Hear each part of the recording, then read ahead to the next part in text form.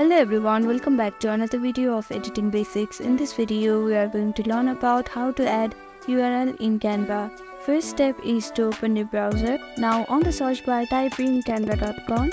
It will lead you to a homepage of Canva website, and here on the top right corner you can see create a design button. Click on it and choose your required template. After that, you can see different options here on the left side. Click on the text and click on add heading. Now type in the text that you want to add URL to. Now after that, you can see three dots here. If you click on this, then you can see this option where it says link. Click on it. Now here type in the URL that you want to paste it in Canva. Now click on done.